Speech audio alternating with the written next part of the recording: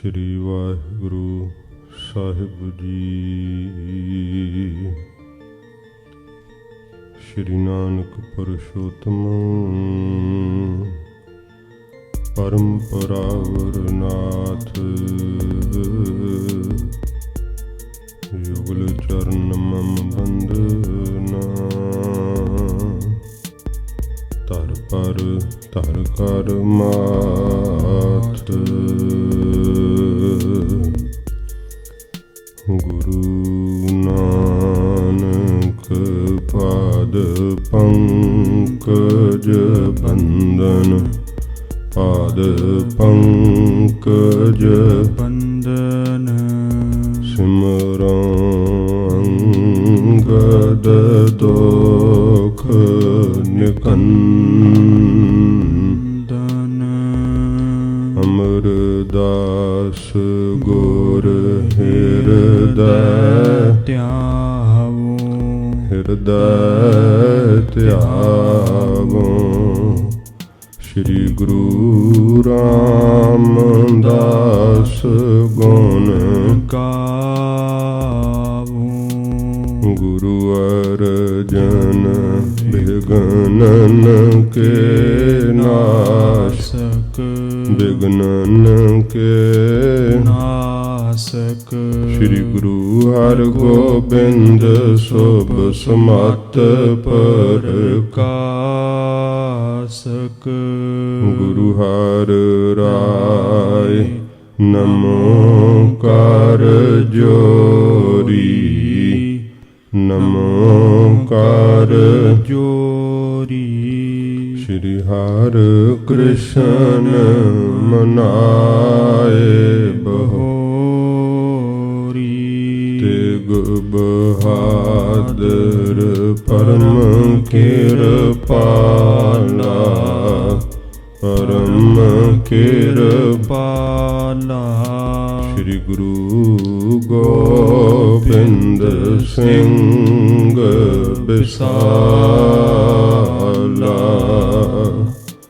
तरों तरा पर पुन पुन सीसा, पुन पुन सीसा।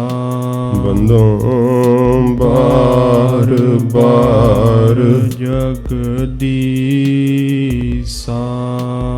जिसमें अमृत ज्ञान है माणक भगत बैराग। श्री गुरु ग्रंथ साहिब उदद, बंदों कर अनुराग। श्री गुर शब्द कमाए जिन, जीते पंच विकार। तिन संतन को वंदना, सिर चरणन पर तार। एकंकारा सतगुरु, तेह प्रसाद सच होए। वाहिगुरु जी की फतेह। विघ्न विनाशन सोए। वाहिगुरु जी की फतेह। विघ्न विनाशन सोए।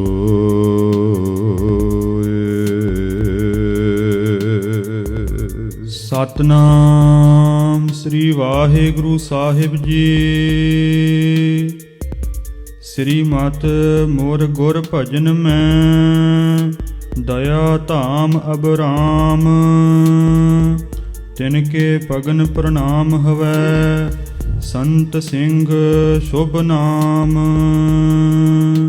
श्रीमत मोर गुर भजन में। वाहिगुरु जी का खालसा, वाहिगुरु जी की फतेह।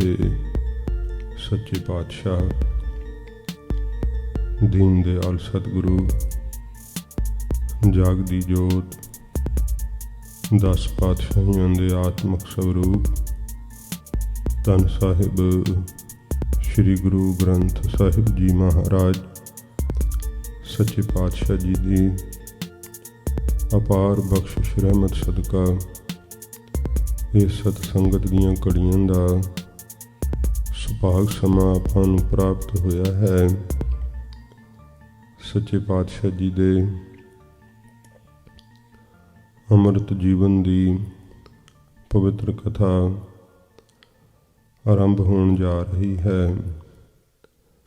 ਗਰੀਬ ਨਿਵਾਸ ਸੱਚੇ ਪਾਤਸ਼ਾਹ ਆਪ ਹੀ ਸੀਸ ਤੇ ਮਿਹਰ ਭਰਿਆ ਹੱਥ ਰੱਖ ਕਰਕੇ ਆਪਣੇ ਪਵਿੱਤਰ ਜੀਵਨ ਦੀ ਕਥਾ ਕਰਾਉਣੀ।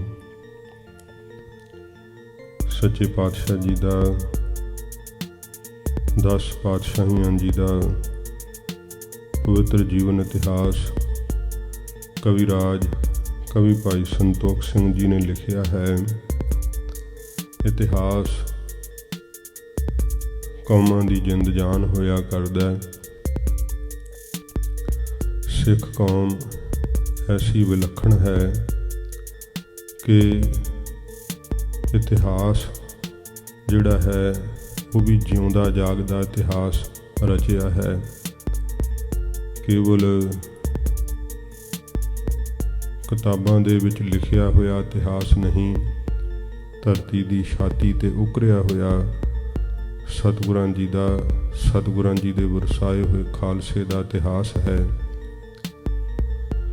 ਇਤਿਹਾਸ ਵਿਦਵਾਨ ਕਹਿੰਦੇ ਹੈ ਕਿ ਕੌਮਾਂ ਦੀ ਸ਼ਾਹ ਰਗ ਤੇ ਲੱਗਾ ਹੋਇਆ ਐਸਾ ਮੀਲ ਪੱਥਰ ਹੈ ਜਿਹੜਾ ਦੱਸਦਾ ਹੈ ਕਿ ਇਸ ਕੌਮ ਨੇ ਆਪਣੀ ਮੰਜ਼ਿਲ ਵੱਲ ਕਿੰਨਾ ਕੁ ਸਫ਼ਰ ਤੈਅ ਕੀਤਾ ਹੈ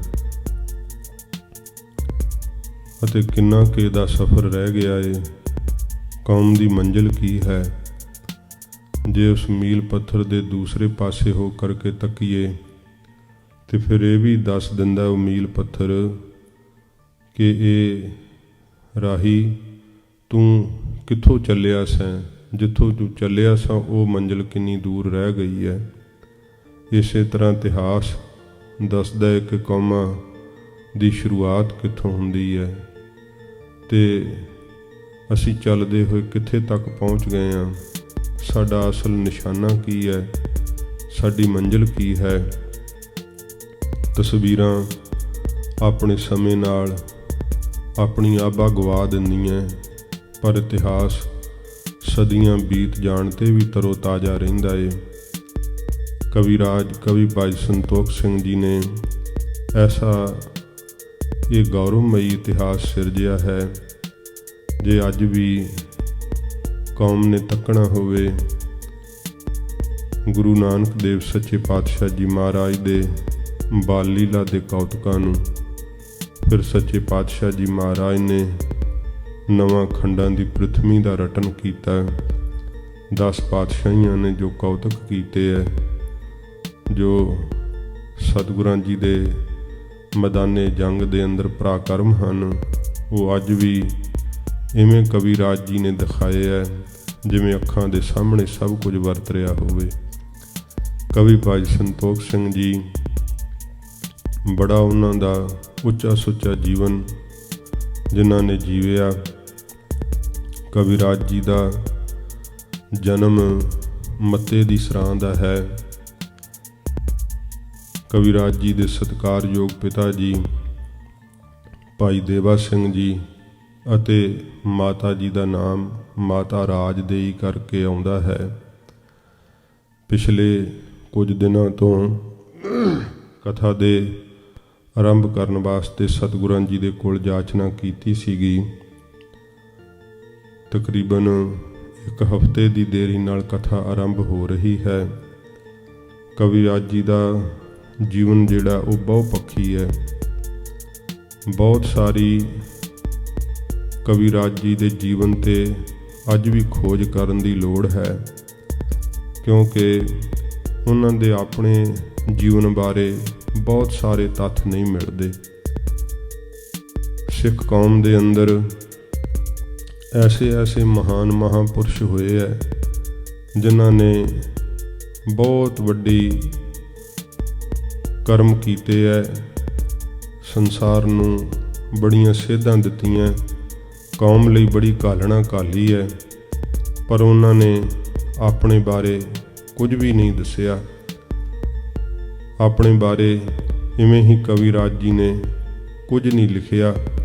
ਥੋੜ੍ਹੇ ਬਹੁਤੇ ਉਹਨਾਂ ਦੇ ਜੀਵਨ ਦੇ ਅੰਦਰ ਜੋ ਵਰਤਾਰੇ ਵਰਤੇ, ਉਹਨਾਂ ਦੀ ਝਲਕ ਸ਼੍ਰੀ ਨਾਨਕ ਪ੍ਰਕਾਸ਼ ਗ੍ਰੰਥ ਵਿੱਚੋਂ ਕਿਤੇ ਕਿਤੇ ਅਤੇ ਸ਼੍ਰੀ ਗੁਰਪ੍ਰਤਾਪ ਸੂਰਜ ਗ੍ਰੰਥ ਵਿੱਚ ਜਾਂ ਗਰਭਗੰਜਨੀ ਟੀਕੇ ਵਿੱਚ ਵੀ ਇਸ ਪ੍ਰਕਾਰ ਥੋੜ੍ਹੀ ਥੋੜ੍ਹੀ ਉਹ ਝਲਕ ਪੈਂਦੀ ਹੈ। ਕਵੀ ਭਾਈ ਸੰਤੋਖ ਸਿੰਘ ਜੀ, ਜਿਨ੍ਹਾਂ ਨੂੰ ਆਪ ਜੀ ਦੇ ਸਤਿਕਾਰਯੋਗ ਪਿਤਾ ਭਾਈ ਦੇਵਾ ਸਿੰਘ ਜੀ ਨੇ ਅੰਮ੍ਰਿਤਸਰ ਸਾਹਿਬ ਦੇ ਅੰਦਰ ਲੈ ਕੇ ਆਂਦਾ, ਉਹਨਾਂ ਸਮਿਆਂ ਵਿੱਚ ਸ਼੍ਰੀ ਅੰਮ੍ਰਿਤਸਰ ਸਾਹਿਬ ਵਿਖੇ ਸ਼੍ਰੀਮਾਨ ਗਿਆਨੀ ਸੰਤ ਸਿੰਘ ਜੀ ਦਮਦਮੀ ਟਕਸਾਲ ਦੇ ਮੁਖੀ, ਉਹ ਸੱਚਖੰਡ ਸ਼੍ਰੀ ਹਰਿਮੰਦਰ ਸਾਹਿਬ ਜੀ ਦੇ ਅੰਦਰ ਹੈੱਡ ਗ੍ਰੰਥੀ ਵਜੋਂ ਸੇਵਾ ਨਿਭਾਉਂਦੇ ਸੀ। ਆਪ ਜੀ ਮਹਾਨ ਵਿਦਵਾਨ ਸ਼੍ਰੀ ਗੁਰੂ ਗ੍ਰੰਥ ਸਾਹਿਬ ਸੱਚੇ ਪਾਤਸ਼ਾਹ ਜੀ ਮਹਾਰਾਜ ਦੀ ਤੁਰਕੀ ਬਾਣੀ ਦੀ ਲੜੀਵਾਰ ਕਥਾ ਆਪ ਕਰਿਆ ਕਰਦੇ। ਬਹੁਤ ਸਾਰੇ ਵਿਦਿਆਰਥੀ ਗਿਆਨੀ ਜੀ ਕੋਲੋਂ ਪੜ੍ਹਿਆ ਕਰਦੇ। ਉੱਥੇ ਹੀ ਕਵੀਰਾਜ ਕਵੀ ਭਾਈ ਸੰਤੋਖ ਸਿੰਘ ਜੀ ਵੀ ਗਿਆਨੀ ਸੰਤ ਸਿੰਘ ਜੀ ਮਹਾਂਪੁਰਖਾਂ ਦੇ ਕੋਲੋਂ ਪੜ੍ਹੇ ਹੈ। ਗਿਆਨੀ ਸੰਤ ਸਿੰਘ ਜੀ ਦੇ ਜੀਵਨ ਦੀਆਂ ਵੀ ਇੱਕ ਦੋ ਟੂਕਾਂ ਜੋ ਭਾਸ਼ਾ ਵਿਭਾਗ ਨੇ, ਇਹ ਡਾਕਟਰ ਭਾਈ ਵੀਰ ਸਿੰਘ ਸਾਹਿਬ ਜੀ ਦਾ ਜੋ ਟੀਕਾ ਟਿੱਪਣੀ ਜੋ ਨੋਟ ਦਿੱਤੇ ਹੈ ਭਾਈ ਸਾਹਿਬ ਜੀ ਨੇ, ਕਿਉਂਕਿ ਕਿਤੇ ਕਿਤੇ ਜਿੱਥੇ ਬਹੁਤ ਗੁੰਝਲਦਾਰ ਕੁਝ ਗੱਲਾਂ ਹਨ, ਉਹਨਾਂ ਨੂੰ ਕਵੀਰਾਜ ਜੀ ਨੇ ਜਿਵੇਂ ਬਹੁਤਾ ਵਿਸਥਾਰ ਵਿੱਚ ਨਹੀਂ ਲਿਖਿਆ, ਬਹੁਤ ਸੂਖਸ਼ਮ ਭਾਵ ਦਿੱਤੇ ਹਨ। ਉਹਨਾਂ ਸੂਖਸ਼ਮ ਭਾਵਾਂ ਨੂੰ ਭਾਈ ਸਾਹਿਬ ਭਾਈ ਵੀਰ ਸਿੰਘ ਸਾਹਿਬ ਜੀ ਨੇ ਖੋਲ੍ਹ ਕਰਕੇ ਦੱਸਿਆ ਹੈ।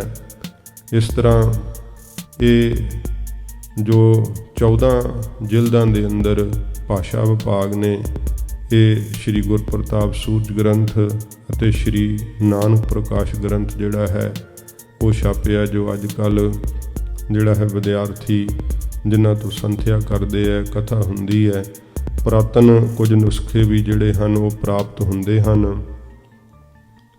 ਕਵੀ ਭਾਈ ਸੰਤੋਖ ਸਿੰਘ ਜੀ, ਜਿਨ੍ਹਾਂ ਨੇ ਇਸ ਮਹਾਨ ਗ੍ਰੰਥ ਦੀ ਸਿਰਜਣਾ ਕੀਤੀ ਹੈ, ਉਹ ਆਪਣੀ ਕਲਮ ਨਾਲ ਲਿਖਦੇ ਹੈ ਕਿ ਸਾਡੇ ਵਿਦਿਆ ਦਾਤੇ ਕੌਣ ਹਨ ਅਤੇ ਕੈਸੇ ਹਨ। ਜਿਵੇਂ ਜਿਵੇਂ ਟੂਕਾਂ ਕਵੀਰਾਜ ਜੀ ਨੇ ਦਿੱਤੀਆਂ ਹਨ, ਉਹਨਾਂ ਟੂਕਾਂ ਦੁਆਰਾ ਆਪਾਂ ਸੁਣਦੇ ਹੋਏ ਅੱਗੇ ਅੱਗੇ ਜਿਵੇਂ ਕਵੀਰਾਜ ਜੀ ਦਾ ਜੀਵਨ ਆਵੇਗਾ, ਉਹ ਸੂਖਸ਼ਮ ਮਾਤਰ ਆਪਾਂ ਸਰਵਣ ਕਰਦੇ ਹੋਏ ਜਾਵਾਂਗੇ। ਕਵੀਰਾਜ ਆਪਣੇ ਵਿਦਿਆ ਦਾਤੇ ਬਾਰੇ ਜੋ ਆਪਣੀ ਕਲਮ ਤੋਂ ਦੱਸ ਰਹੇ ਹਨ, ਆਓ ਇੱਥੋਂ ਆਪਾਂ ਪਿਆਰ ਨਾਲ ਸਰਵਣ ਕਰੀਏ ਜੀ। ਸਤਨਾਮ ਸ੍ਰੀ ਵਾਹਿਗੁਰੂ ਸਾਹਿਬ ਜੀ।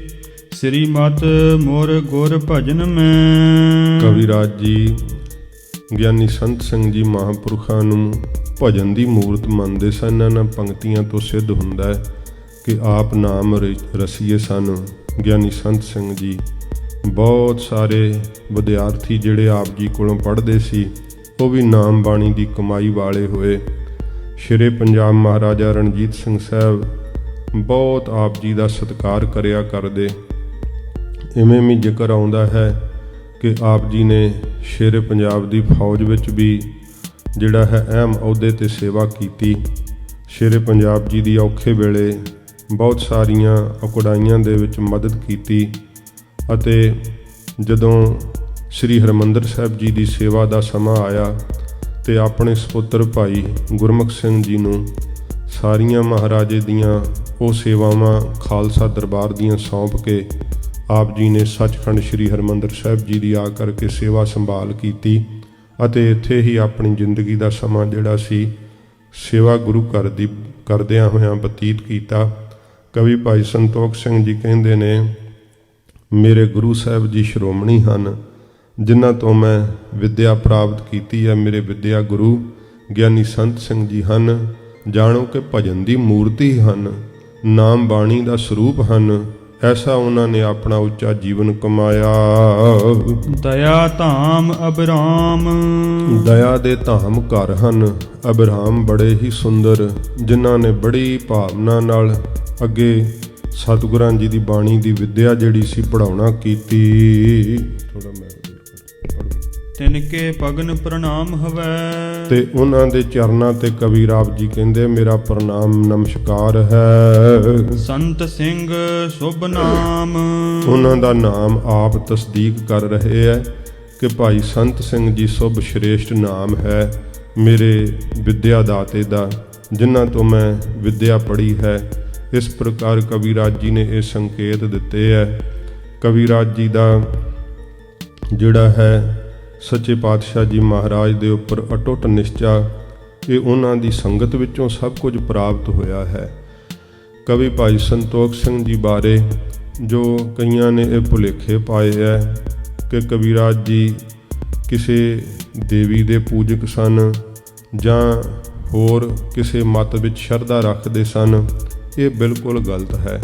ਕਿਉਂਕਿ ਕਬੀਰਾਜ ਜੀ ਦੀ ਆਪਣੀ ਰਚਨਾ ਦੱਸਦੀ ਹੈ ਕਿ ਆਪ ਅਨੰਨ ਗੁਰਸਿੱਖ ਸਨ, ਪੰਜਾਂ ਕਕਾਰਾਂ ਦੇ ਧਾਰਨੀ, ਬਾਣੀ ਬਾਣੇ ਵਿੱਚ ਪ੍ਰਪੱਕ ਤੇ 10 ਪਾਤਸ਼ਾਹੀਆਂ ਦੇ ਉੱਪਰ ਆਪ ਜੀ ਦਾ ਅਟੁੱਟ ਨਿਸ਼ਚਾ।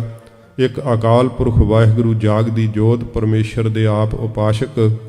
ਕਿਉਂਕਿ ਆਪ ਜੇ ਆਪਣੀ ਰਚਨਾ ਵਿੱਚ ਓਟ ਲੈਂਦੇ ਹੈ ਤੇ ਨਾਮ ਦੀ ਮਹਿਮਾ ਕਰਦੇ ਹੈ, ਉਹ ਨਾਮ ਦੀ ਮਹਿਮਾ ਦੀ ਜਿਹੜੀ ਵੰਨਗੀ ਹੈ ਉਹ ਥੋੜੀ ਜਿਹੀ ਜਿਵੇਂ ਇੱਥੇ ਆ ਰਹੀ ਹੈ। ਆਓ ਪਿਆਰ ਨਾਲ ਸਰਵਣ ਕਰੀਏ। ਕਵੀਰਾਜ ਵਾਹਿਗੁਰੂ ਮੰਤਰ ਦੇ ਆਪ ਅਭਿਆਸੀ ਹਨ। ਕਿਸ ਤਰ੍ਹਾਂ ਵਾਹਿਗੁਰੂ ਨਾਮ ਦੀ ਮਹਿਮਾ ਕਰਦੇ ਹਨ, ਇੱਥੇ ਕੇਵਲ ਟੂਕ ਮਾਤਰ ਦਿੱਤੀ, ਅੱਗੇ ਕਥਾ ਵਿੱਚ ਵਿਸਥਾਰ ਆਵੇਗਾ।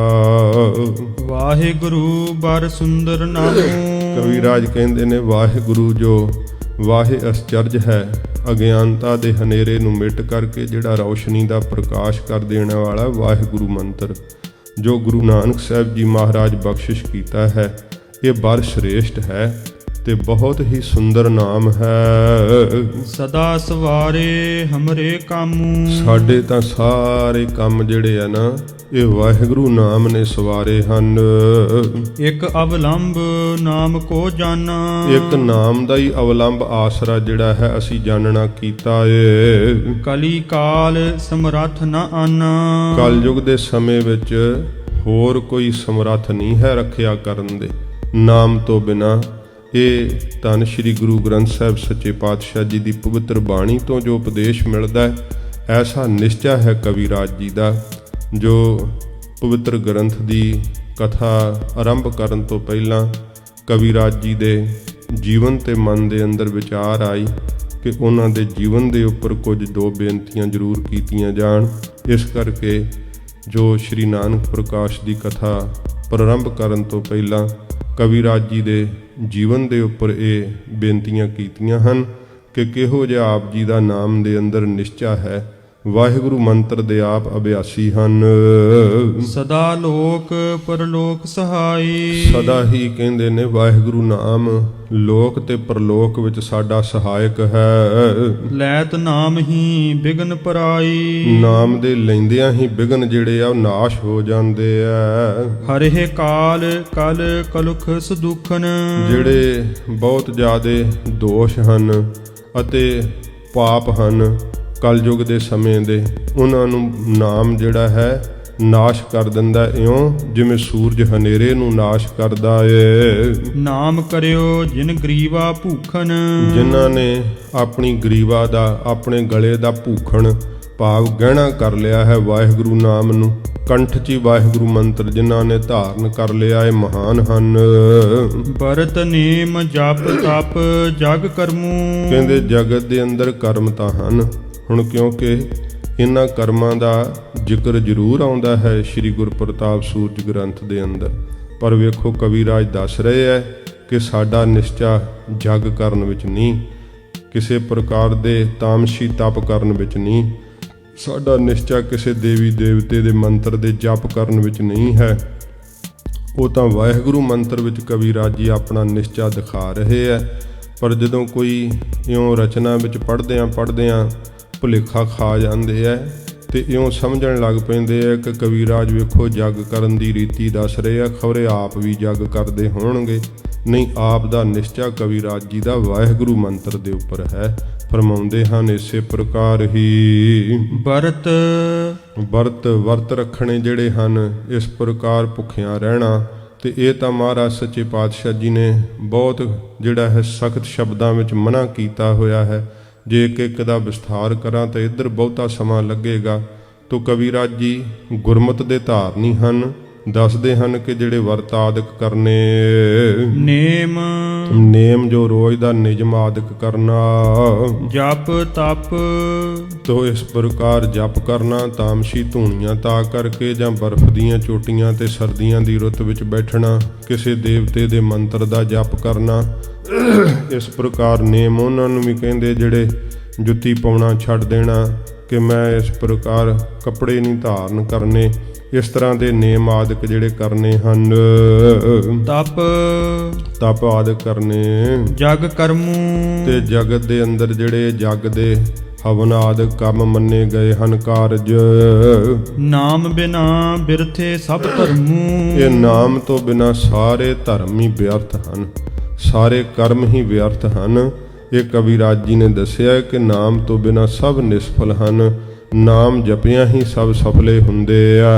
ਨਾਮਹੀਨ ਭਵ ਸਾਗਰ ਬੀਚੂ, ਨਾਮ ਤੋਂ ਜਿਹੜਾ ਹੀਣਾ ਹੈ ਮਨੁੱਖ, ਉਹ ਸੰਸਾਰ ਸਮੁੰਦਰ ਦੇ ਵਿੱਚ ਜਿਹੜਾ ਹੈ ਮਝਧਾਰ ਡੁੱਬ ਜਾਂਦਾ ਏ। ਜਨਮ ਧਰੇ ਊਚੂ ਕਬ ਨੀਚੂ, ਤੇ ਫਿਰ ਉਹ ਜਨਮ ਧਾਰਦਾ ਰਹਿੰਦਾ ਹੈ, ਕਦੇ ਉੱਚੀ ਕੁੱਲ ਵਿੱਚ ਵਾਸ਼ਨਾ ਮੁਤਾਬਕ, ਕਦੇ ਨੀਵੀਆਂ ਕੁੱਲਾਂ ਵਿੱਚ ਵਾਸ਼ਨਾ ਮੁਤਾਬਕ, ਕਦੀਆਂ ਉੱਚੀਆਂ ਜੂਨੀਆਂ ਦੇ ਅੰਦਰ ਭਾਵ ਉੱਚੀ ਜਿਵੇਂ ਮਨੁੱਖਾ ਜੂਨ ਮੰਨੀ ਗਈ ਹੈ, ਫਿਰ ਨੀਵੀਆਂ ਤ੍ਰਿਗਤ ਜੂਨਾਂ ਜਿਹੜੀਆਂ ਉਹ ਮੰਨੀਆਂ ਗਈਆਂ।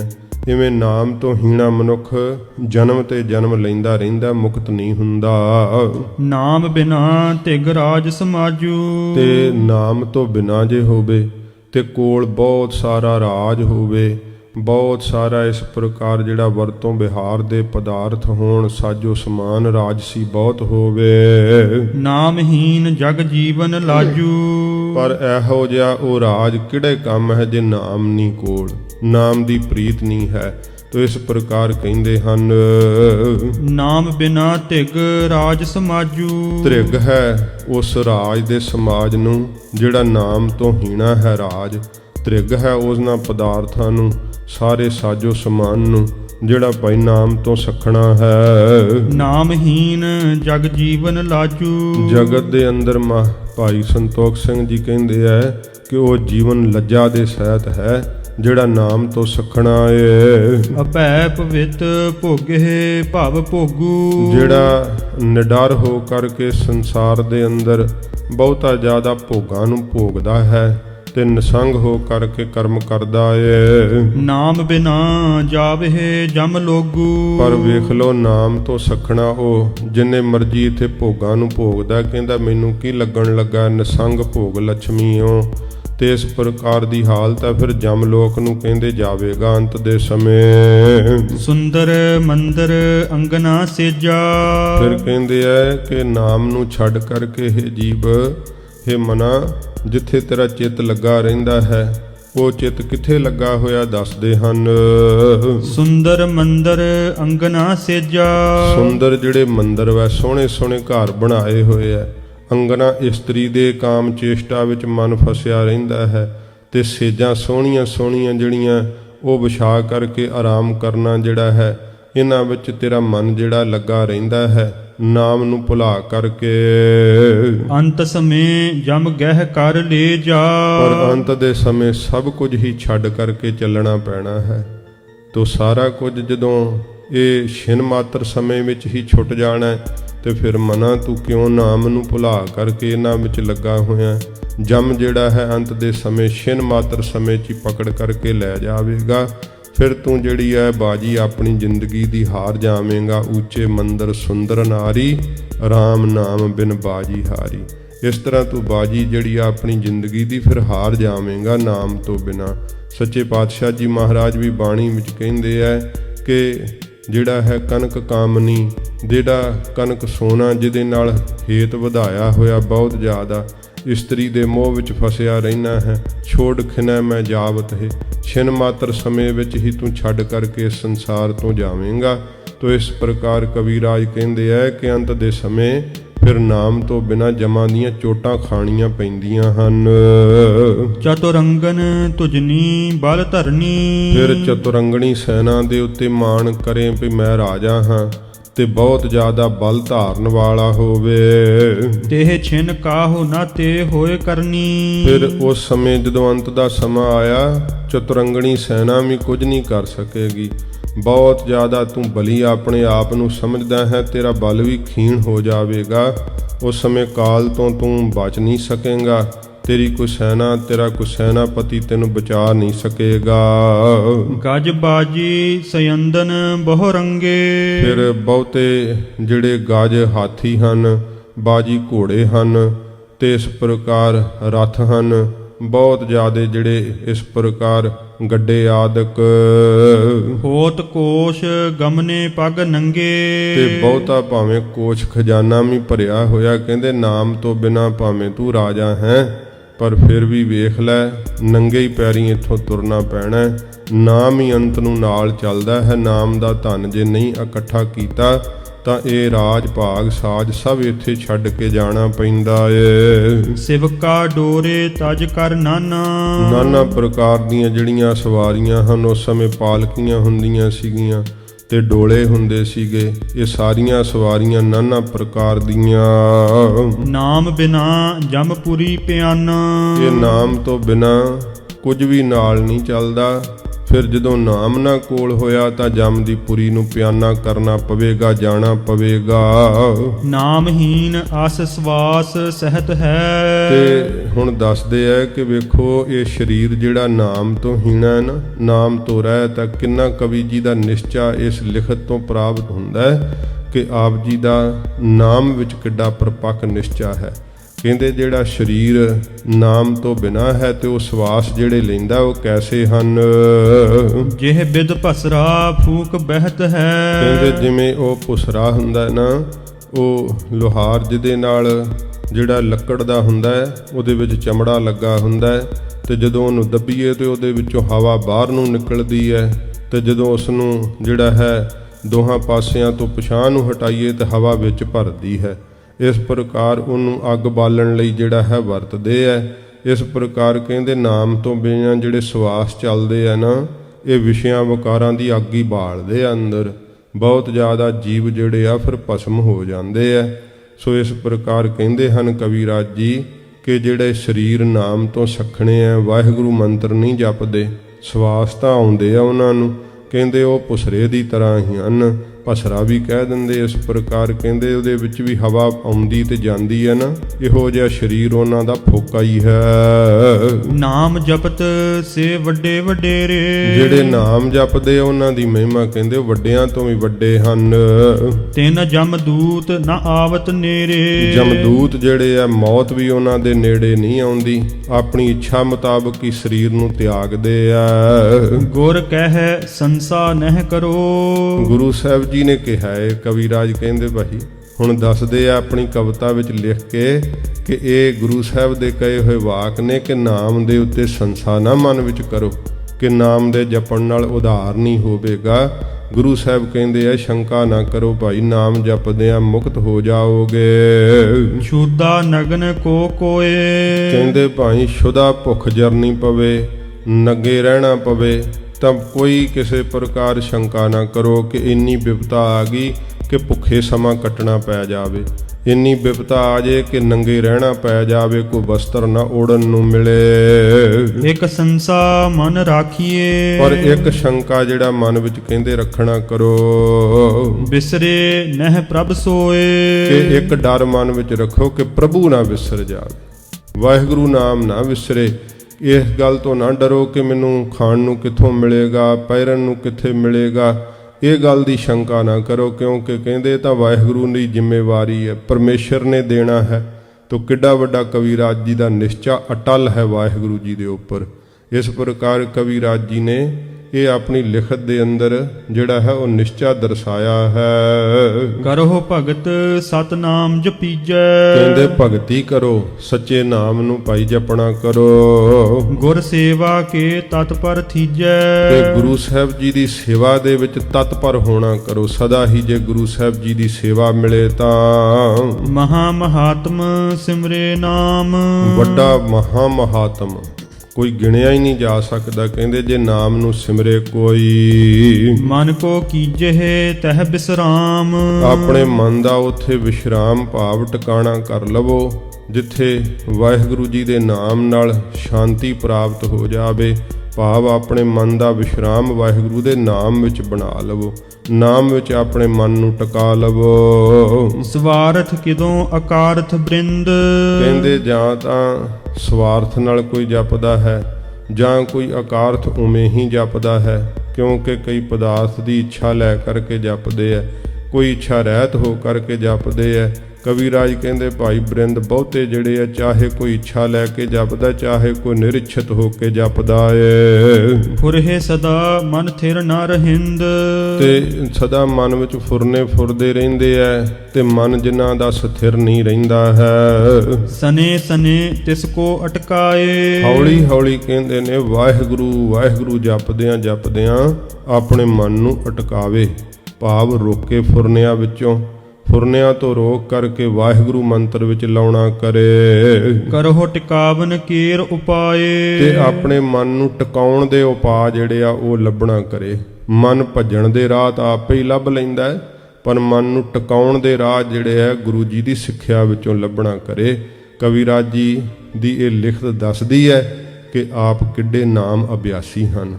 ਤੇ ਕਵੀਰਾਜ ਜੀ ਦੇ ਅੱਗੇ ਜਿਵੇਂ ਰੋਜ਼ ਦੀ ਕਿਰਿਆ ਵਿੱਚ ਆਵੇਗਾ, ਕਿਉਂਕਿ ਬਹੁਤ ਮਿਹਨਤ ਨਾਲ ਲੱਭ ਕੇ ਇੱਥੇ ਹਵਾਲੇ ਦਿੱਤੇ ਹੈ, ਜੋ ਇਹ ਭਾਸ਼ਾ ਵਿਭਾਗ ਨੇ ਪੋਥੀ ਸਾਹਿਬ ਜਿਹੜਾ ਪਹਿਲਾ ਭਾਗ ਜਿਹੜਾ ਛਾਪਿਆ ਹੈ। ਮਨ ਦੀ ਇੱਛਾ ਤਾਂ ਸੀ ਕਿ ਇਸ ਦੀ ਸਾਰੀ ਕਥਾ ਹੋਵੇ, ਪਰ ਇਹ ਸਾਰੀ ਕਥਾ ਜਿਹੜੀ ਹੈ ਇਸ ਦੀ ਕਰਨੀ ਬਹੁਤ ਦੁਸਤਰਵ ਹੈ। ਪਰ ਇਹ ਕੀ ਹੈ ਕਿ ਇਸ ਪੋਥੀ ਦੀ ਇੱਕ ਆਡੀਓ ਜਿਹੜੀ ਹੈ ਉਹ ਜ਼ਰੂਰ ਮਹਾਰਾਜ ਸਾਹਿਬ ਜੀ ਨੂੰ ਪਾਇਆ ਤਾਂ ਤਿਆਰ ਕਰਾਂਗੇ, ਤਾਂ ਜੋ ਜਿਹੜੇ ਆ ਸੁਣਨ ਵਾਲੇ ਗੁਰਮੁਖ ਲਾਹਾ ਲੈ ਸਕਣ। ਕਵੀਰਾਜ ਜੀ ਦਾ ਜੀਵਨ ਬਹੁਤ ਖੋਜ ਕਰਕੇ ਬਹੁਤਾ ਵਿਸਥਾਰ ਦਾ ਸਾਹਿਤ ਨਹੀਂ ਹੈ, ਪਰ ਫਿਰ ਵੀ ਜਿੰਨਾ ਕੁ ਲਿਖਿਆ ਹੈ ਉਹ ਬਹੁਤ ਹੀ ਕਮਾਲ ਦਾ ਲਿਖਿਆ ਹੈ। ਇਸ ਪ੍ਰਕਾਰ ਕਵੀਰਾਜ ਜੀ ਦੇ ਜੀਵਨ ਤੇ ਹਵਾਲੇ ਦਿੱਤੇ ਹੈ। ਕਵੀਰਾਜ ਜੀ ਦੀ ਸ਼ਖਸੀਅਤ ਨੂੰ ਜਿਹੜਾ ਹੈ ਉਭਾਰਨ ਦਾ ਯਤਨ ਕੀਤਾ।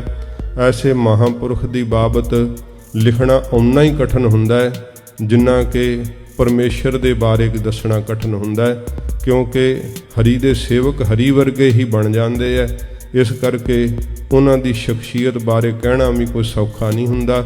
ਮਹਾਰਾਜ ਜੀ ਨੇ ਬਾਣੀ ਦੇ ਅੰਦਰ ਹਵਾਲੇ ਦਿੱਤੇ ਹੈ ਕਿ ਭਾਈ ਕਿ ਬ੍ਰਹਮ ਗਿਆਨੀ ਕੀ ਗਤ ਬ੍ਰਹਮ ਗਿਆਨੀ ਜਾਣੈ।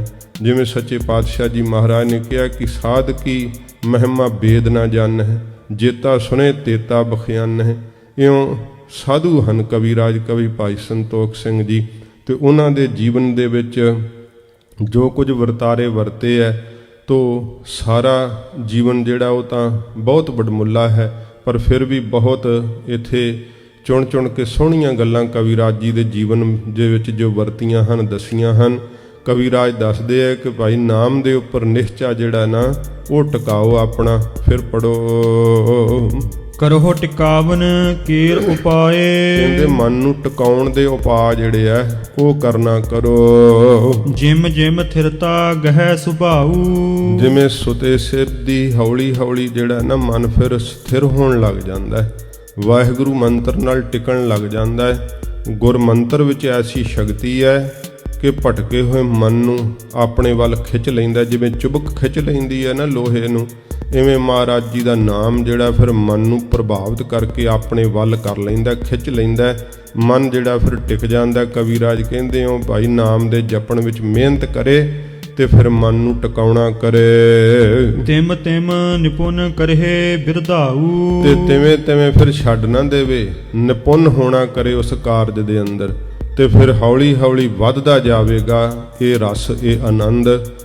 ਇਉਂ ਜਿਹੜੇ ਅਭਿਆਸੀ ਹੈ ਉਹ ਫਿਰ ਜਿਵੇਂ ਕੋਈ ਵੀ ਕੰਮ ਕਰਦਾ ਉਹ ਆਪਣੇ ਕੰਮ ਕਰਨ ਵਿੱਚ ਨਿਪੁੰਨ ਹੁੰਦੇ ਆ, ਜਦੋਂ ਆਮ ਆਦਮੀ ਉਹਨੂੰ ਕਹੋ ਕਿ ਰੋਜ਼ ਜਿਹੜਾ ਨਾਮ ਨਹੀਂ ਜਪਦਾ, ਘੜੀ ਪਲ ਚੌਂਕੜਾ ਲਾ ਕੇ ਭਜਨ ਕਰਨਾ, ਹੁਣ ਤਾਂ ਫੁਰਨੇ ਹੀ ਕਰੀ ਜਾਣੇ, ਨਾਮ ਵਿੱਚ ਮਨ ਕਿੱਥੋਂ ਲੱਗਣਾ ਹੈ। ਪਰ ਜਿਹੜੇ ਨਿਪੁੰਨ ਹੋ ਜਾਂਦੇ ਆ ਉਹ ਹਰ ਵੇਲੇ ਭਜਨ ਵਿੱਚ ਚਿੱਤ ਜੋੜਨ ਦਾ ਯਤਨ ਕਰਦੇ ਰਹਿੰਦੇ ਆ, ਰੋਜ਼ ਦਾ ਅਭਿਆਸ ਵੀ ਕਰਦੇ ਆ, ਮਨ ਨੂੰ ਟਿਕਾਉਣ ਦੇ ਉਪਾਅ ਲੱਭਦੇ ਰਹਿੰਦੇ ਆ। ਤੇ ਜਦੋਂ ਫਿਰ ਗੁਰੂ ਸਾਹਿਬ ਜੀ ਦੀ ਬਾਣੀ ਪੜ੍ਹਦੇ ਆ ਉਹਨਾਂ ਨੂੰ ਇੰਨੇ ਉਪਾਅ ਲੱਭ ਪੈਂਦੇ ਆ, ਇੰਨੇ ਨਿਪੁੰਨ ਹੋ ਜਾਂਦੇ ਆ, ਚੌਂਕੜਾ ਲਾਉਂਦੇ ਆ ਕਿ ਬਿਰਤੀ ਇਕਾਗਰ ਹੋ ਜਾਂਦੀ, ਟਿਕ ਕੇ ਫਿਰ ਵਾਹਿਗੁਰੂ ਭਜਨ ਵਿੱਚ ਜੁੜ ਜਾਂਦੇ ਆ। ਇਸ ਤਰ੍ਹਾਂ ਕਵਿਰਾਜ ਕਹਿੰਦੇ ਫਿਰ ਵੱਧ ਜਾਂਦਾ ਹੈ ਇਹ ਰਸ, ਇਹ ਆਨੰਦ, ਇਉਂ ਨਿਪੁੰਨ ਹੋ ਜਾਈਦਾ ਹੈ ਇਹਨਾਂ ਕਾਰਜਾਂ ਵਿੱਚ। ਸਤਿਗੁਰ ਕੇ ਪਗ ਪੰਕਜ ਲਾਵੈ। ਸਤਿਗੁਰੂ ਜੀ ਦੇ ਜਿਹੜੇ ਚਰਨ ਕਮਲ ਹਨ ਉਹਨਾਂ ਵਿੱਚ ਆਪਣੇ ਮਨ ਨੂੰ ਲਾਉਣਾ ਕਰੇ। ਮਹਾਰਾਜ ਜੀ ਦੇ ਚਰਨ ਕਮਲ ਨਾਮ ਹੈ। ਸੱਚੇ ਪਾਤਸ਼ਾਹ ਜੀ ਦੇ ਚਰਨਾਂ ਕਮਲਾਂ ਵਿੱਚ ਕਵਿਰਾਜ ਕਹਿੰਦੇ ਆਪਣੇ ਮਨ ਨੂੰ ਲਾਉਣਾ ਕਰੇ। ਕਹਿ ਲਿਵ ਨਾਮ ਵਿਖੈ ਅਟਕਾਵੈ। ਤੇ ਜਾਂ ਫਿਰ ਨਾਮ ਦੀ ਲਿਵ ਵਿੱਚ ਜਿਹੜਾ ਹੈ ਆਪਣੇ ਮਨ ਨੂੰ ਰੋਕ ਲਵੇ। ਨਾਮ ਦੀ ਲਿਵ ਜਿਹੜੀ ਹੈ ਗੁਰਮੰਤਰ ਦੀ ਧੁਨ ਸੁਣਨ ਦੇ ਵਿੱਚ ਲੱਗ ਜਾਂਦੀ ਹੈ। ਜਦੋਂ ਵਾਹਿਗੁਰੂ ਮੰਤਰ ਨੂੰ ਕੰਨਾਂ ਨਾਲ ਸੁਣੀਏ ਤੇ ਇੱਕ ਲਿਵ ਮਨ ਜਪੈ ਦ੍ਰਿੜ, ਤਿੰਨ ਜਨ ਦੁੱਖ ਪਾਪ ਕਹੋ ਕਤ ਹੋਵੈ ਜੀਉ। ਜਿਵੇਂ ਭੱਟਾ ਨੇ ਵੀ ਕਿਹਾ, ਜਿਹਨੂੰ ਇਹ ਨਾਮ ਦੀ ਲਿਵ ਲੱਗ ਜਾਂਦੀ ਹੈ ਉਹ ਫਿਰ ਦ੍ਰਿੜ ਹੋ ਜਾਂਦੇ ਹੈ। ਭਾਵ ਇੱਕ ਰਸ ਉਹਨਾਂ ਦਾ ਮਨ ਜਿਹੜਾ ਹੈ, ਸੁਰਤ ਜਿਹੜੀ ਆ ਉਹ ਨਾਮ ਵਿੱਚ ਜੁੜ ਜਾਂਦੀ ਹੈ। ਲੱਗਿਓ ਹਮਾਊ ਪੰਖ ਜਿਉ ਸੰਗਾ। ਹੁਣ ਕਵਿਰਾਜ ਜੀ ਪ੍ਰਮਾਣ ਦਿੰਦੇ ਆ, ਕਹਿੰਦੇ ਜਿਵੇਂ ਹਮਾਯੂ ਪੰਛੀ ਦੇ ਖੰਭ ਜਿਹੜੇ ਆ ਜਿਸ ਤੀਰ ਨਾਲ ਲੱਗ ਜਾਣ, ਜਬ ਛੂਟੇ ਧਨ ਤੇ ਸੁਖ ਤੰਗਾ। ਜਦੋਂ ਧਨੁਸ਼ ਤੋਂ ਉਹ ਖਤੰਗ ਤੀਰ ਛੁੱਟਦਾ ਏ, ਪਰ ਕੇ ਬਲ ਕਰ ਹੋਤ ਉਡਾਊ। ਤੇ ਪਰਾਂ ਦੇ ਬਲ ਕਰਕੇ ਉਹ ਉੱਡ ਜਾਂਦਾ, ਆਕਾਸ਼ ਵੱਲ ਨੂੰ, ਧਰਤੀ ਤੇ ਨਹੀਂ ਆਉਂਦਾ। ਪਹੁੰਚੈ ਸੋ ਜਹੈ ਦੇਸ ਹਮਾਊ। ਉੱਥੇ ਪਹੁੰਚ ਜਾਂਦਾ ਉਹ ਤੀਰ ਜਿੱਥੇ ਹਮਾਯੂ ਪੰਛੀ ਦਾ ਦੇਸ਼ ਹੈ। ਬਾਹਰ ਨਾ ਆਏ ਪਰੈ ਕਬ ਧਰਨੀ। ਫਿਰ ਬਾਹਰੋਂ ਕਦੇ ਧਰਤੀ ਤੇ ਆ ਕੇ ਉਹ ਤੀਰ ਨਹੀਂ ਡਿੱਗਦਾ। ਤੈਸੀ ਰੀਤ ਨਾਮ ਕੀ ਬਰਨੀ। ਇਹੋ ਜੀ ਰੀਤ ਮਰਿਆਦਾ ਨਾਮ ਦੀ ਕਹੀ ਹੈ। ਕਵਿਰਾਜ ਕਹਿੰਦੇ ਨੇ ਸਾਡਾ ਮਨ ਜਾਂ ਸਰੀਰ ਇਹ ਤਾਂ ਹੈ ਤੀਰ ਦੀ ਨਿਆਈ, ਵਾਹਿਗੁਰੂ ਨਾਮ ਜਿਹੜਾ ਉਹ ਖੰਭ ਦੀ ਨਿਆਈ ਹੈ। ਜਿਸ ਨੇ ਆਪਣੇ ਮਨ ਰੂਪੀ ਤੀਰ ਨੂੰ, ਸਰੀਰ ਰੂਪੀ ਤੀਰ ਨੂੰ ਵਾਹਿਗੁਰੂ ਨਾਮ ਰੂਪੀ ਖੰਭ ਲਾ ਲਿਆ ਨਾ, ਤੇ ਫਿਰ ਵਾਹਿਗੁਰੂ ਦਾ ਦੇਸ਼ ਕਿਹੜਾ ਹੈ? ਸੱਚਖੰਡ ਵਸੈ ਨਿਰੰਕਾਰ।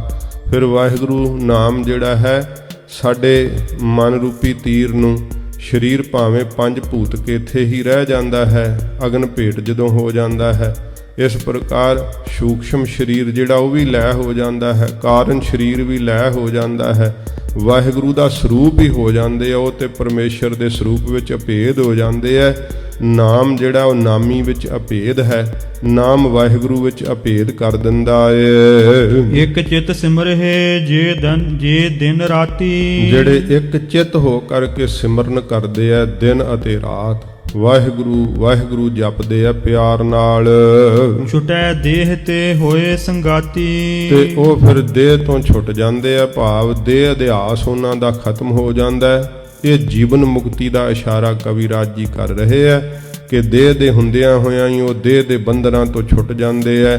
ਨਾ ਉਹਨਾਂ ਨੂੰ ਨੀਂਦ ਰਹਿੰਦੀ ਹੈ, ਨਾ ਭੁੱਖ ਰਹਿੰਦੀ ਹੈ, ਨਾ ਪਿਆਸ ਰਹਿੰਦੀ ਹੈ।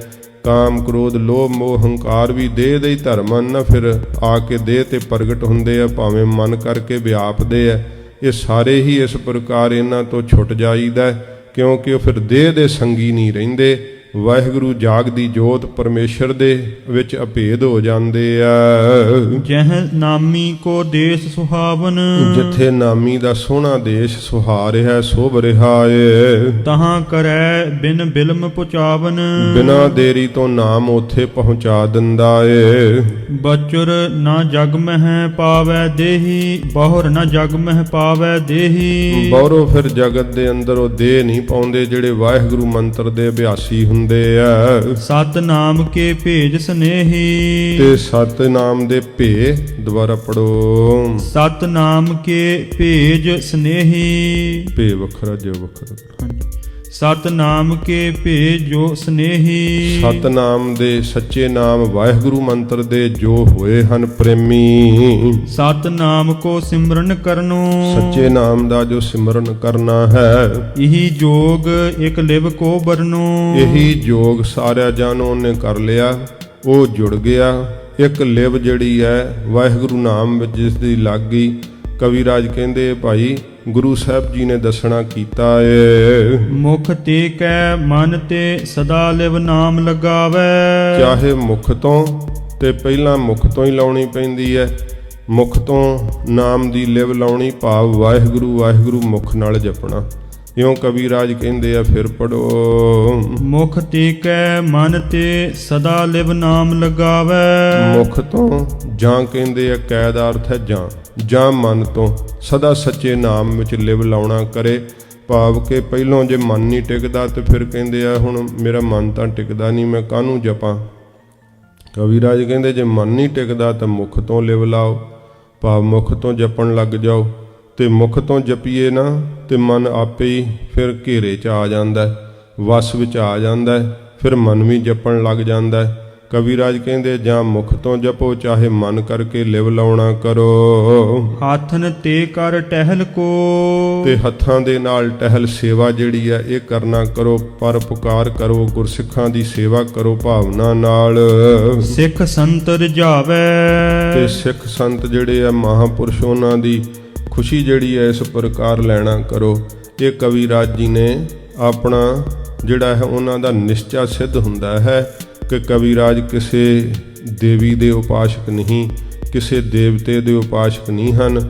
ਕਵਿਰਾਜ ਇੱਕ ਜਾਗਦੀ ਜੋਤ ਅਕਾਲ ਪੁਰਖ ਵਾਹਿਗੁਰੂ ਦੇ ਉਪਾਸ਼ਕ ਹਨ ਕਵਿਰਾਜ ਜੀ। ਇਸ ਕਰਕੇ ਇਹ ਕਦੇ ਵੀ ਮਨ ਦੇ ਅੰਦਰ ਜਿਹੜਾ ਹੈ ਕੋਈ ਵਿੱਚੋਂ ਕਵਿਤਾ ਦੇ ਪੰਕਤੀਆਂ ਕੱਢ ਕਰਕੇ ਕਿ ਵੇਖੋ ਕਵਿਰਾਜ ਜੀ ਨੇ ਜੱਗ ਬਾਰੇ ਲਿਖਿਆ ਹੈ, ਹੋਰ ਕਰਮਾਂ ਬਾਰੇ ਲਿਖਿਆ ਹੈ, ਸ਼ਾਇਦ ਕਵਿਰਾਜ ਆਪ ਕਰਦੇ ਹੋਣਗੇ।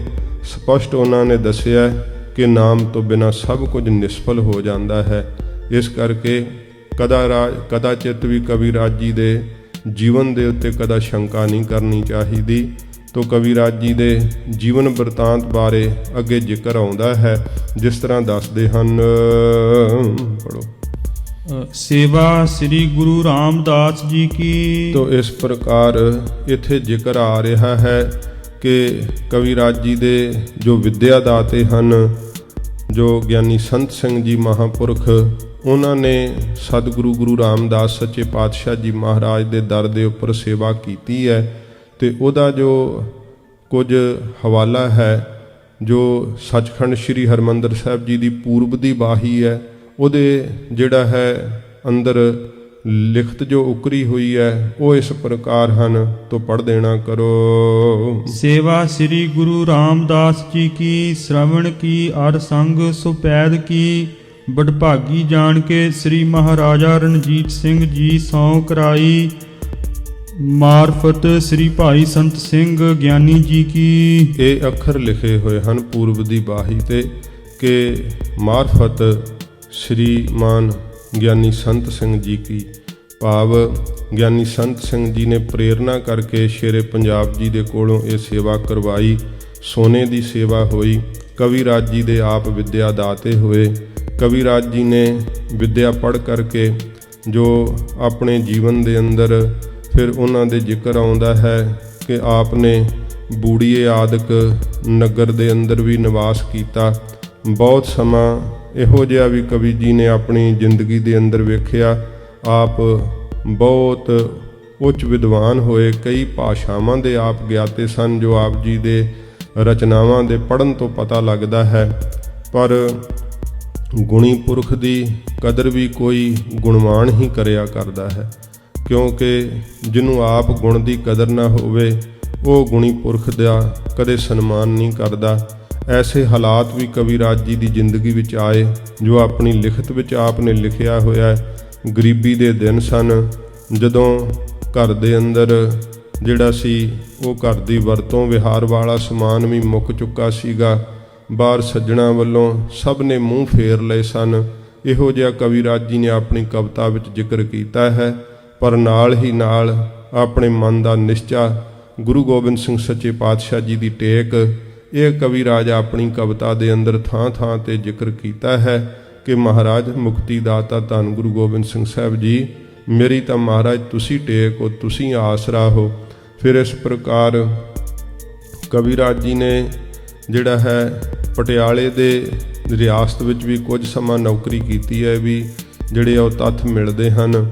ਇੱਥੋਂ ਹੀ ਕਵੀਰਾਜ ਜੀ ਨੂੰ ਜੋ ਕੈਂਥਲ ਦਾ ਰਾਜਾ ਮਹਾਰਾਜਾ ਉਦੇ ਸਿੰਘ ਜੀ ਹੋਏ ਹੈ, ਉਹਨਾਂ ਨੇ ਜਿਹੜਾ ਸੀ ਪਟਿਆਲਾ ਰਿਆਸਤ ਕੋਲੋਂ ਮੰਗ ਕਰਕੇ ਲਿਆ ਸੀਗਾ। ਤੇ ਕਵੀਰਾਜ ਜਦੋਂ ਫਿਰ ਇੱਥੇ ਆਏ ਹੈ, ਮਹਾਰਾਜਾ ਉਦੇ ਸਿੰਘ ਇਹ ਸਿੱਖ ਰਾਜਾ ਸੀਗੇ ਤੇ ਭਾਈ ਭਗਤੂ ਜੀ ਦੀ ਵੰਸ਼ ਵਿੱਚੋਂ ਹੋਏ ਹੈ, ਜਿਨ੍ਹਾਂ ਨੇ ਇੱਥੇ ਕੈਂਥਲ ਵਿੱਚ ਰਾਜ ਕਰਨਾ ਕੀਤਾ। ਬਹੁਤ ਗੁਣੀ ਪੁਰਖ ਸਨ ਰਾਜਾ ਉਦੇ ਸਿੰਘ ਜੀ।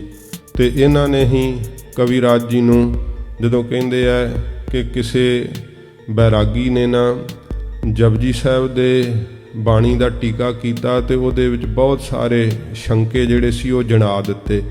ਫਿਰ ਰਾਜਾ ਉਦੇ ਸਿੰਘ ਜੀ ਨੇ ਕਵੀਰਾਜ ਜੀ ਨੂੰ ਇਹ ਬੇਨਤੀ ਕੀਤੀ ਕਿ ਤੁਸੀਂ ਜਪਜੀ ਸਾਹਿਬ ਦਾ ਬਹੁਤ ਜਿਹੜਾ ਹੈ ਉਹ ਸੋਹਣਾ ਟੀਕਾ ਜਿਹੜਾ ਉਹ ਕਰਨਾ ਕਰੋ। ਫਿਰ ਕਵੀਰਾਜ ਜੀ ਨੇ ਆਪਣੀ ਕਵਿਤਾ ਵਿੱਚ ਵੀ ਜ਼ਿਕਰ ਕੀਤਾ ਹੈ ਕਿ ਮਹਾਰਾਜਾ ਉਦੇ ਸਿੰਘ ਨੇ ਸਾਨੂੰ ਇਹ ਪ੍ਰੇਰਨਾ ਕੀਤੀ ਤੇ ਅਸੀਂ ਜਿਹੜਾ ਸੀ ਗਰਭਗੰਜਨੀ ਟੀਕਾ ਜਿਹੜਾ ਸੀ ਉਹ ਕਵੀ ਜੀ ਨੇ ਨਾਂ ਰੱਖਿਆ ਫਿਰ ਜਪਜੀ ਸਾਹਿਬ ਦੇ ਟੀਕੇ ਦਾ। ਇਹ ਸੁੰਦਰ ਟੀਕਾ ਜਿਹੜਾ ਵੀ ਕੈਂਥਲ ਵਿੱਚ ਕਵੀਰਾਜ ਜੀ ਨੇ ਲਿਖਣਾ ਕੀਤਾ ਹੈ। ਤੋ ਇੱਥੇ ਕਵੀਰਾਜ ਜੀ ਦਾ ਬਹੁਤ ਸਾਰਾ ਜੀਵਨ ਜਿਹੜਾ ਇੱਥੇ ਬਤੀਤ ਹੋਇਆ। ਆਪ ਅੰਮ੍ਰਿਤਸਰ ਸਾਹਿਬ ਦੀ ਯਾਤਰਾ ਤੇ ਕਦੇ ਕਦੇ ਆਇਆ ਕਰਦੇ ਅਤੇ ਬਹੁਤ ਹੋਰ ਥਾਵਾਂ ਤੇ ਵੀ ਆਪ ਜੀ ਵਿਚਰੇ ਹੈ, ਕਿਉਂਕਿ ਸ਼੍ਰੀ ਗੁਰਪ੍ਰਤਾਪ ਸੂਰਜ ਗ੍ਰੰਥ ਦੇ ਅੰਦਰ, ਸ਼੍ਰੀ ਨਾਨਕ ਪ੍ਰਕਾਸ਼ ਗ੍ਰੰਥ ਦੇ ਅੰਦਰ ਕਵੀਰਾਜ ਨੇ ਹਵਾਲੇ ਦਿੱਤੇ ਹੈ ਉਹਨਾਂ ਥਾਵਾਂ ਦੇ ਜਿੱਥੇ ਜਿੱਥੇ ਗੁਰੂ ਮਹਾਰਾਜ ਸੱਚੇ ਪਾਤਸ਼ਾਹ ਜੀ ਨੇ ਆਪ ਜੀਆਂ ਦਾ ਭਲਾ ਕੀਤਾ, ਜਿੱਥੋਂ ਜਿੱਥੋਂ ਦੀਆਂ ਘਟਨਾਵਾਂ ਦਾ ਜ਼ਿਕਰ ਕੀਤਾ। ਬਹੁਤ ਸਾਰੀਆਂ ਐਸੀਆਂ ਥਾਵਾਂ ਜਿਨ੍ਹਾਂ ਦਾ ਹਵਾਲਾ ਕਵੀਰਾਜ ਨੇ ਦਿੱਤਾ ਕਿ ਅਸੀਂ ਅੱਖੀਂ ਵੇਖੀਆਂ ਹਨ। ਤੋ ਇਸ ਕਰਕੇ ਇੱਥੋਂ ਇਹ ਸਾਬਤ ਹੁੰਦਾ ਹੈ ਕਿ ਕਵੀਰਾਜ ਨੇ ਦੇਸ਼ ਦਾ ਬਹੁਤ ਸਾਰਾ ਰਟਨ ਕੀਤਾ, ਉਹਨਾਂ ਥਾਵਾਂ ਤੇ ਆਪ ਵਿਚਰੇ। ਤੋ ਗਰੀਬ ਨਿਵਾਸ ਸੱਚੇ ਪਾਤਸ਼ਾਹ ਜੀ ਮਹਾਰਾਜ ਦਾ ਜੀਵਨ ਇਤਿਹਾਸ ਜਿਹੜਾ ਹੈ ਉਹ ਕਵੀਰਾਜ ਜੀ ਨੇ ਇੱਥੇ ਕੈਂਥਲ ਦੇ ਅੰਦਰ ਰਹਿ ਕਰਕੇ ਲਿਖਿਆ ਹੈ। ਤੋ ਜਿਵੇਂ ਜਿਵੇਂ ਅੱਗੇ ਜ਼ਿਕਰ ਆਉਂਦਾ ਹੈ ਕਵੀਰਾਜ ਜੀ ਦੇ ਲਿਖਣ ਦਾ, ਉਹ ਇਸ ਪ੍ਰਕਾਰ ਉਦੇ ਸਿੰਘ ਦੀ ਬਾਬਤ ਕਵੀਰਾਜ ਜ਼ਿਕਰ ਕਰਦੇ ਹਨ। ਚਾਉ ਪਈ ਉਦੈ ਸਿੰਘ ਬੜ ਭੂਪ ਬਹਾਦਰ। ਕਹਿੰਦੇ ਉਦੇ ਸਿੰਘ ਰਾਜਾ ਜਿਹੜਾ ਵੱਡਾ ਬਹਾਦਰ ਹੈ, ਯੋਧਾ ਹੈ। ਕਬ ਬੁਲਾਏ ਰਾਖਿਓ ਫਿਰ ਸਾਦਰ। ਬਹੁਤ ਆਦਰ ਨਾਲ ਸਤਿਕਾਰ ਨਾਲ ਕਵੀ ਜੀ ਨੂੰ ਬੁਲਾ ਕਰਕੇ ਰਾਜਾ ਉਦੇ ਸਿੰਘ ਨੇ ਆਪਣੇ ਪਾਸ ਜਿਹੜਾ ਸੀ ਕੈਂਥਲ ਵਿੱਚ ਰੱਖਣਾ ਕੀਤਾ। ਸ੍ਰੀ ਗ੍ਰੰਥ ਸਾਹਿਬ ਗੁਰਬਾਣੀ। ਜੋ ਸ੍ਰੀ ਗੁਰੂ ਗ੍ਰੰਥ ਸਾਹਿਬ ਸੱਚੇ ਪਾਤਸ਼ਾਹ ਜੀ ਮਹਾਰਾਜ ਦੀ ਪਵਿੱਤਰ ਬਾਣੀ ਹੈ। ਸਰਬ ਸ਼੍ਰੋਮਣ ਜਪਜੀ ਜਾਨੀ। ਜੋ ਸਭ ਵਿੱਚੋਂ ਸ਼੍ਰੋਮਣੀ ਜੋ ਜਪਜੀ ਸਾਹਿਬ ਦੀ ਬਾਣੀ ਹੈ, ਪ੍ਰਧਾਨ ਬਾਣੀ। ਅਰਥ ਗੰਭੀਰ ਮਹਾਨ ਮਹਾਨੇ। ਜਿਸ ਦੇ ਅਰਥ ਬੜੇ ਗੰਭੀਰ ਹਨ ਤੇ ਮਹਾਨ ਮਹਾਨੇ। ਮਹਾਨ ਭਾਵ ਵੱਡੇ ਤੋਂ ਵੀ ਵੱਡੇ, ਉੱਚਿਆਂ ਤੋਂ ਵੀ ਉੱਚੇ ਹਨ। ਅਸ ਲਖ ਕਬ ਸੋਂ ਬਚਨ ਬਖਾਨੇ। ਇਹ ਹੁਣ ਹਵਾਲਾ ਦਿੱਤਾ ਕਵੀਰਾਜ ਨੇ ਕਿ ਇਸ ਤਰ੍ਹਾਂ ਲੱਖ ਕੇ ਜਾਣ ਕੇ ਰਾਜਾ ਉਦੇ ਸਿੰਘ ਜੀ ਨੇ, ਕਵੀਰਾਜ ਕਹਿੰਦੇ ਨੇ, ਸਾਡੇ ਨਾਲ ਬਚਨ ਕੀਤਾ। ਅਲੰਕਾਰ ਯੁਤ ਟੀਕਾ ਰਚੀਏ। ਕਿ ਜਪਜੀ ਸਾਹਿਬ ਦਾ ਟੀਕਾ ਜਿਹੜਾ ਨਾ ਅਲੰਕਾਰਾਂ ਦੇ ਸਹਿਤ ਰਚਨਾ ਕਰੋ। ਨਿਰਨੇ ਅਰਥ ਧਰੋ ਮਤ ਖਚੀਏ। ਤੇ ਸੁੰਦਰ ਨਿਰਣੇ ਜਿਹੜੇ ਆ ਉਹਦੇ ਅੰਦਰ ਰੱਖਣਾ ਕਰੋ, ਜੋ ਬਹੁਤ ਸੋਹਣਾ ਜਿਹੜਾ ਹੈ ਐਸਾ ਅਰਥ ਉਹਦਾ ਕਰੋ। ਬਾਣੀ ਦੇ ਸੋਹਣੀਆਂ ਪੰਕਤੀਆਂ ਜਿਹੜੀਆਂ ਹਨ, ਸੋਹਣੇ ਅਰਥ ਅਲੰਕਾਰਾਂ ਦੇ ਸਹਿਤ ਕਰਨਾ ਕਰੋ। ਹੋਤ ਅਸ਼ੰਕਾ ਜਾਂ ਮਹਿ ਜੇਤੀ। ਜਿੰਨੀਆਂ ਵੀ ਅਸ਼ੰਕਾਵਾਂ ਜਿਤਾਈਆਂ ਹਨ ਨਾ ਨਾਸਤਕਾਂ ਵੱਲੋਂ, ਬੁੱਧ ਬਲ ਕਰੋ ਹਰੋ ਅਬ ਤੇਤੀ। ਤੇ ਬੁੱਧ ਕਰਕੇ ਬਲ ਕਰਕੇ ਸਾਰੀਆਂ ਹੀ ਉਹ ਜਿਹੜੀਆਂ ਹਨ ਨਾ ਸ਼ੰਕਾਵਾਂ, ਸ਼ੰਕਾਵਾਦੀਆਂ ਦੀਆਂ ਨਾਸ਼ ਕਰਨਾ ਕਰੋ। ਸੁਨ ਕਰ ਬਚਨ ਨਿਰਪਤ ਕੋ ਨੀਕਾ। ਸੁਣ ਕਰਕੇ ਰਾਜਾ ਉਦੇ ਸਿੰਘ ਦਾ ਕਵੀਰਾਜ ਕਹਿੰਦੇ ਨੀਕਾ ਚੰਗਾ ਸੋਹਣਾ ਬਚਨ। ਕਵ ਨੇ ਰੁਚਿਰ ਰਚਿਓ ਜਪ ਟੀਕਾ। ਜਪਜੀ ਸਾਹਿਬ ਦਾ ਟੀਕਾ ਜਿਹੜਾ ਸੀ ਕਵੀਰਾਜ ਕਹਿੰਦੇ ਅਸੀਂ ਰੁਚਿਰ ਜਿਹੜਾ ਸੁੰਦਰ ਸੀਗਾ ਉਹ ਰਚਨਾ ਕੀਤਾ। ਇਸ ਪ੍ਰਕਾਰ ਕਵੀਰਾਜ ਕਹਿੰਦੇ ਆ ਕਿ ਇਹ ਰਚਨਾ ਜਿਹੜੀ ਹੈ ਨਾ ਜਪਜੀ ਸਾਹਿਬ ਦਾ ਗਰਭਗੰਜਨੀ ਟੀਕਾ, ਇਹ ਕੈਂਥਲ ਵਿੱਚ ਕਵੀਰਾਜ ਕਹਿੰਦੇ ਹੋਇਆ ਹੈ। ਇੱਥੇ ਰਹਿੰਦਿਆਂ ਹੀ ਕਵੀਰਾਜ ਜੀ ਨੇ ਬਹੁਤ ਸਾਰਾ ਜਿਹੜਾ ਸੀਗਾ ਚਰਚਾਵਾਂ ਹੁੰਦੀਆਂ, ਕਿਉਂਕਿ ਕਵੀਰਾਜ ਦਾ ਬਹੁਤ ਭਾਰੀ ਪ੍ਰਤਾਪ ਹੋਇਆ ਸੀ ਰਾਜੇ ਉਦੈ ਸਿੰਘ ਦੇ ਕੋਲ ਰਹਿੰਦਿਆਂ ਹੋਇਆਂ।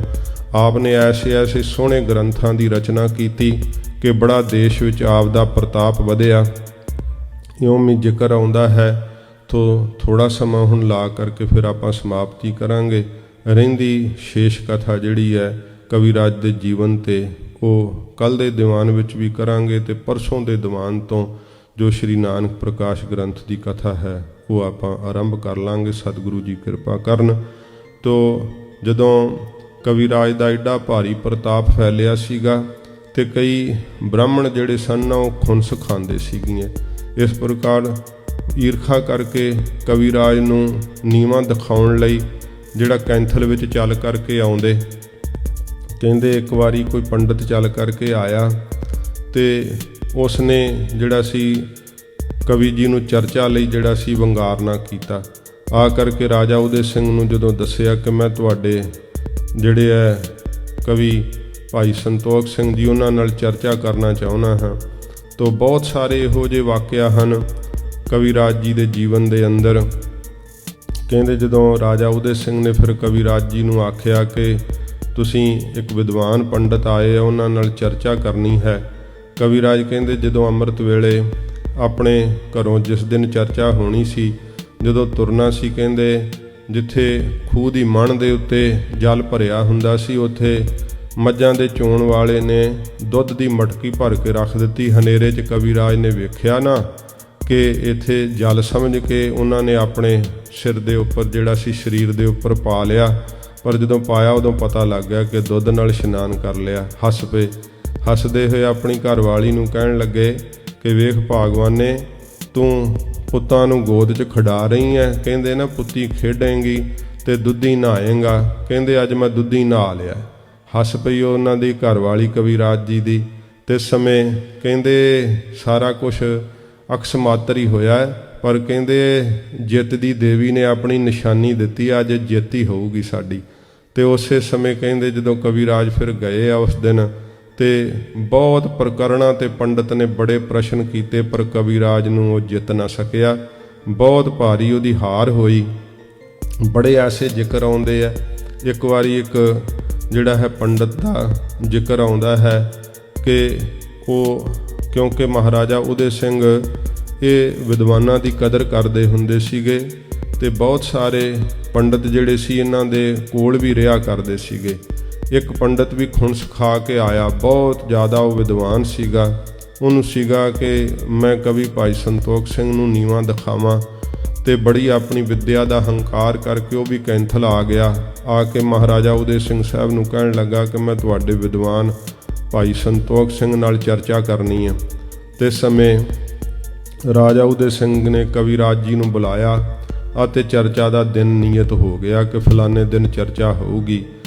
ਕਵੀਰਾਜ ਜੀ ਨੇ ਉਦੋਂ ਹੀ ਗੱਲਬਾਤ ਨਾਲ ਅੰਦਾਜ਼ਾ ਲਾ ਲਿਆ ਕਿ ਪੰਡਤ ਕਿੱਡਾ ਕੁ ਵਿਦਵਾਨ ਹੈ, ਪਰ ਕਵੀਰਾਜ ਜੀ ਦਾ ਜੀਵਨ ਦੱਸਦਾ ਹੈ ਕਿ ਆਪ ਐਡੇ ਉੱਚ ਕੋਟੀ ਦੇ ਵਿਦਵਾਨ ਸਨ, ਪਰ ਬਹੁਤ ਨਿਮਰਤਾ ਰੱਖਦੇ ਸੀ ਆਪਣੇ ਅੰਦਰ। ਕਦੇ ਵੀ ਆਪਣੀ ਵਿਦਵਤਾ ਕਿਸੇ ਨੂੰ ਜਣਾਉਂਦੇ ਨਹੀਂ ਸੀ, ਸਦਾ ਹੀ ਨਿਮਰੀ ਭੂਤ ਰਹਿੰਦੇ ਸਨ।